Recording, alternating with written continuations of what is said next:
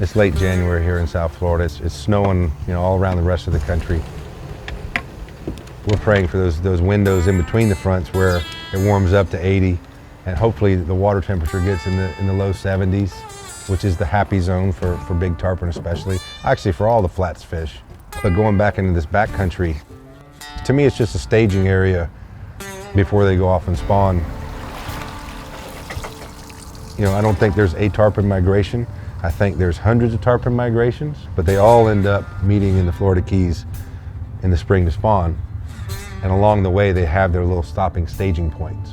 And this is one of those staging points. I've been fishing since I was a kid, and now I get to, experience this with my buddy Pete. Oh, man. I drink one of them things in the morning, bro. It's all. Oh, yeah, that's gonna happen.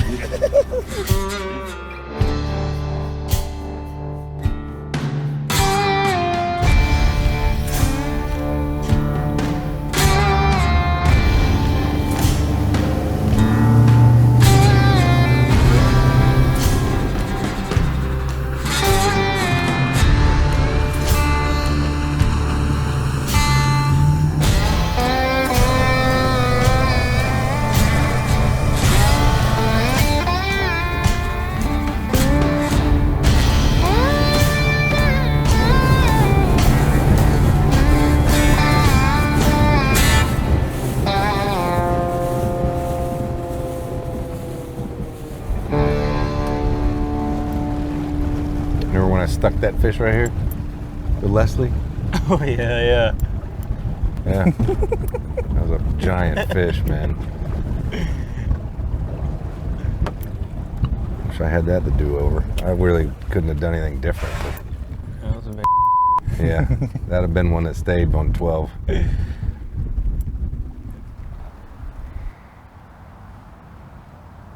We started fishing together 9-10 years ago. I mean, I remember the first time I met you, you were the first young man that came to my house and looked me in the eye and shook my hand with a firm handshake, and I appreciated that. That's something that's kind of gotten forgotten with today's youth a little bit. So that set home with me, and I instantly realized you were pretty inept and wanting to kind of learn the fishing game. Yeah. I think the first time we actually fished, we maybe just went to the park and poled around, looked for redfish and snook and that kind of stuff, caught some trout. And around the same time, if I remember right, you were meeting some guys your age that you were starting to fish a little bit with. Yeah. So you were not just fishing with me, but going with buddies and doing it on your own, which it reminded me of me when I was a younger man before I started guiding. Some of my fondest memories was chasing fish with friends and learning the fishing game with friends.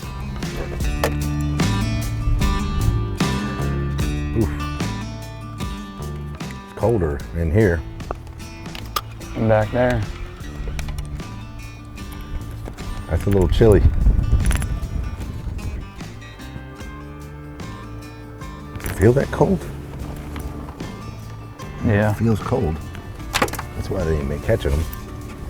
As calm as it's been, you would have thought it would have warmed up a little more, Yeah.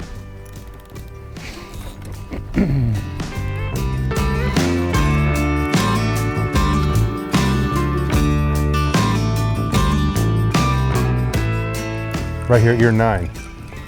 Left, real close. See him? Hold on.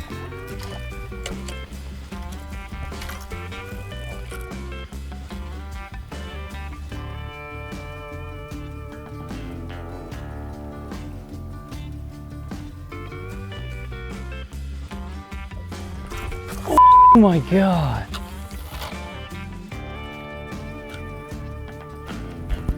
There's nothing more frustrating. You see one, you flip the bait over there, twit, twit, you see him disappear, and all of a sudden this giant head comes up. Boom! It was his lucky day he missed. Yeah, it was.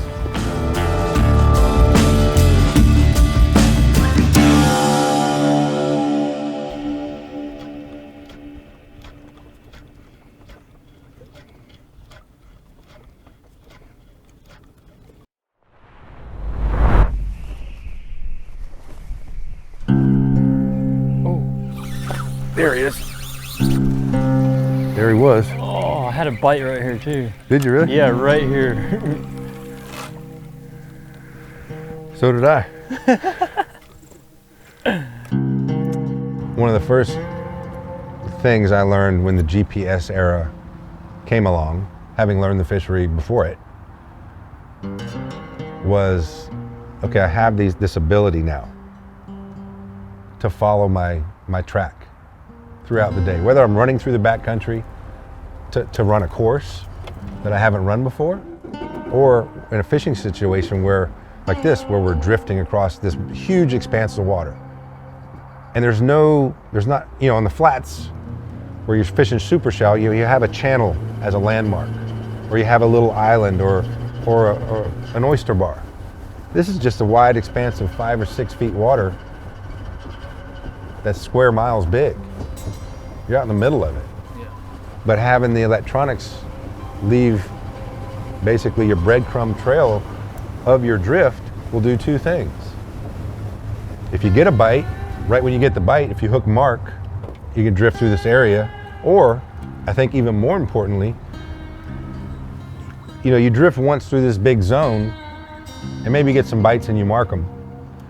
If you didn't get any bites, but you still are seeing the fish in the zone, you make your drift a little different.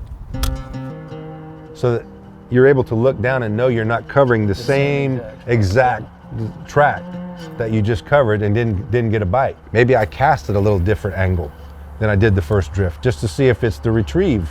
Maybe the fish are not laying the way I think they are. Yeah. So the lure's not crossing them the way I think it is. So I may change that. There you go, Pete. Good job, bro. Thing I eat it right off the bow, huh? Right off the bow.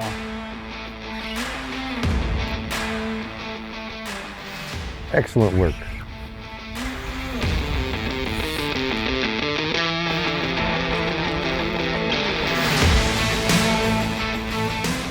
That's such a cool bite, man. That was awesome.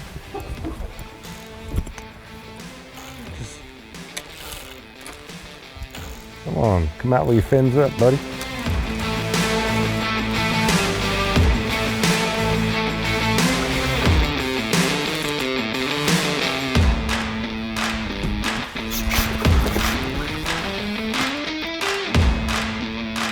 Now if he'll just stay stuck, it's bound to happen, man. We kept seeing fish floating around and, you know, getting a couple bites here and there. They're not really showing themselves too much right now. Yeah, a little bit of wind. Yeah, I mean, that's so badass. If we didn't know fish were here, you wouldn't know a tarpon was here. No, They're not busting. They're not doing their normal thing, you know. One of the things when I first started tarpon fishing that has changed a bunch with the equipment, obviously the rods and reels are better, the line is better. We didn't have braid, we were using monofilament, you know, in those days. Hooks have evolved because the world has evolved, you know, computer-wise. Yeah. So now they're able to make 40 different style hooks that you could use for tarpon. The old days we had like 3 choices. Oh, Hey. You know what?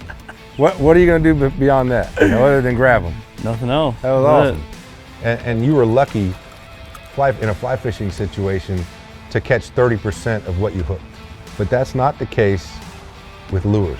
The weight, like we're fishing with plugs in this scenario, the plug has weight. These aren't topwater plugs where they're light, they're heavy, so we're trying to fish 4 or 5 feet below the surface. When that fish comes up and starts shaking his head violently, he has this weight out here. You know, when he shakes his head, that plug is basically wiggling the hook out.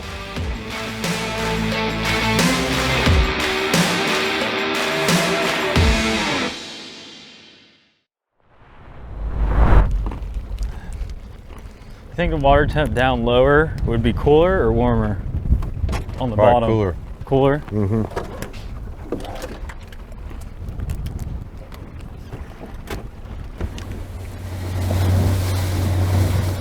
I'll never forget the first time I took you to the Keys with a client.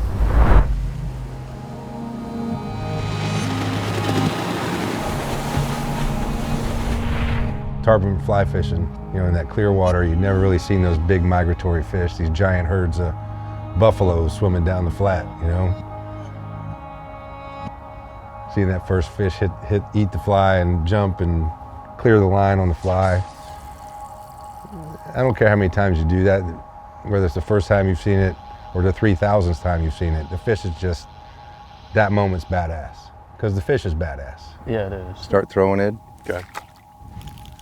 That line. A little bit right. A little bit right. Right there. Drop that. Don't shoot it. Whoa. Whoa. Strip it. Strip fast. Pop, pop, pop, pop, pop, pop. A little more left than that. Strip it. Keep stripping. Keep stripping. Hit him. Hit him, Ed. Watch your line get on the reel, bro. Awesome. Watch the job. fly line. Awesome. Watch that job. fly line. My man, Robbie. Rob, you gotta give me some love on that. That was a pretty good job keeping your composure. Oh, I try, Rob, but you know, I'll choke with the best. No. Poon Nation, Let's go up there and get the leader. let's get the leader. Come on now. The Pooner module has landed. You right up on the front, Ed. Got it. Got it? Yep. Good job, buddy. Now let's shake hands with him. He's with some other fish still. Yep. There we go. Oh. That's a nice fish. Yes, that's a nice fish, son. It's so visual, they're big, they're giant. They swim in shallow, clear water. We fish for them in a plethora of ways, you know, according to the conditions and the time of year. And I think one of the draws for me for tarpon fishing is we really don't have the giant fish here year round. You know, it's a seasonal thing. Each year when the season ends, for me anyway, I can't wait for it to start again. I can't wait for the water temperature to start warming up, and in the spring when those fish start migrating back south again.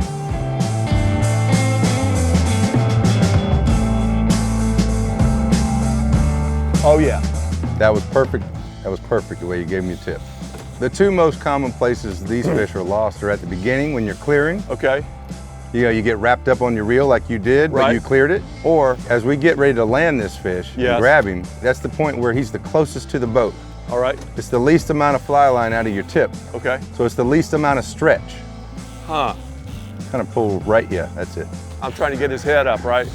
Keep his head Trying to up. get his head up, but as you get his head up, then go a little lower so you're pulling right down his body, like just like that. Okay. See how you backed him up there? Yep.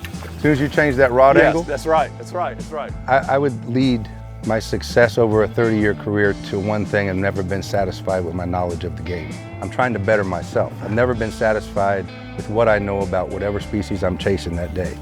And tarpon, I'm even to the fullest extent that way. You don't get even close to reaching your fullest extent of understanding something or being good at something until you've done it 10,000 hours.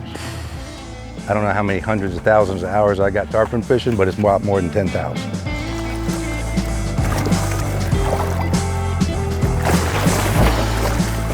Give me slack, give me slack. Fly came out, says Okay. in me. Okay.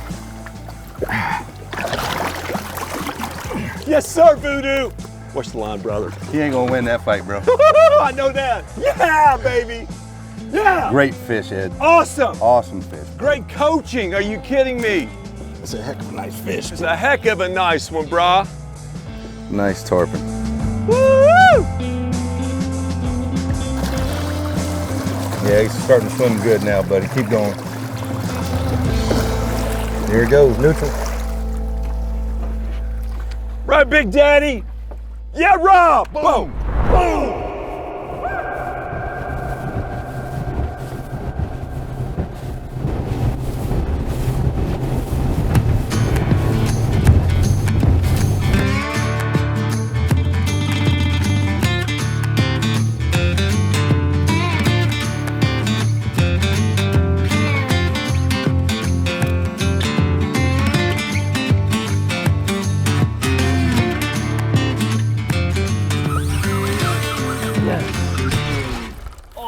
Oh. Man.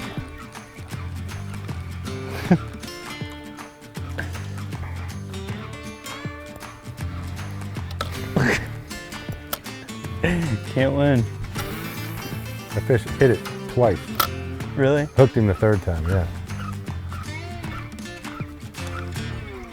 It's a big one too.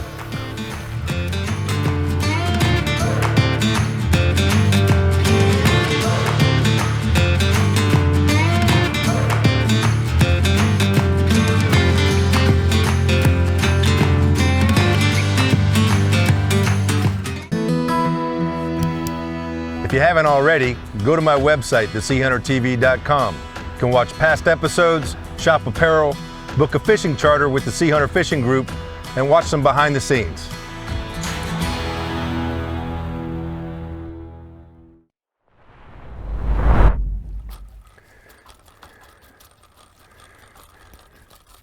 When I first started guiding, well, I'd been guiding a couple years.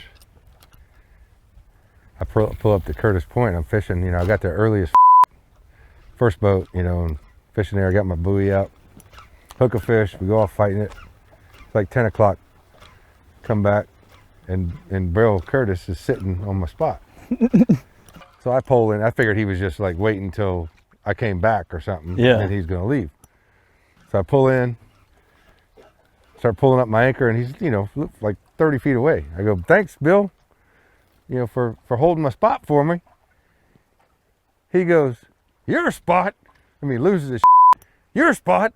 I've been fishing this spot before you were a little kumquat." Oh. I've been fishing this spot for 40 years. What'd you say to that? I go, "Well, you may have been fishing it for 40 years, but I've been fishing it all day today. So I ain't leaving."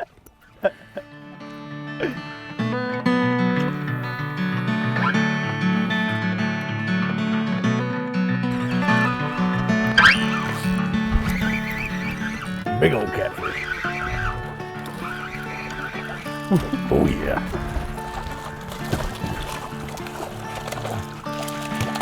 Oh, perfect. Thank you. So when are we going catfishing again? You caught just as many as I did. I figured out your twitch though, and I started catching them too. Yeah. I kind of noticed though that every time we started catching catfish, that would be We'd kind of hook- the zone we would where hook the the tarpon tarpon. would be.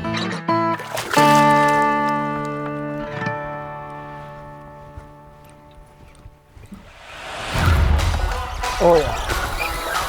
There it is.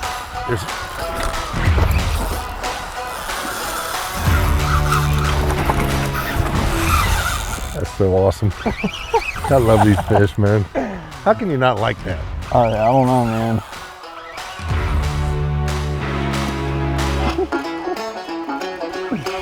There's nothing like that bite, man. It's like thunk. Just stop. Yeah, it just stops. Like boom. There is nothing like though, regardless of the tackle, when you get tight on that fish, big ones I'm talking about, and all of a sudden this thing is just, and it almost seems like they're in slow motion, because they're so big, and their gills are flared, and it's like wah, wah, wah, wah, wah, and the water, I mean, gallons of water is moving when that fish is flying through the air and crashing back down. Nothing like it. Big old things hit the water, man. Big dinosaur.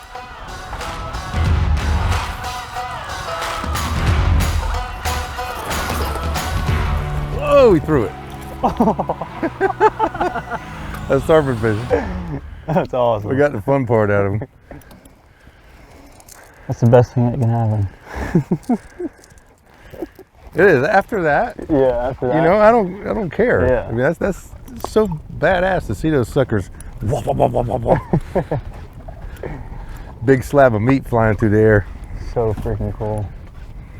I think one of the cool things about being a South Florida native is basically, though people fish for tarpon around the world, and there are tarpon in various places in the Caribbean and so forth, for our fishery, we're at the mecca of the beginning to the end of a tarpon's life.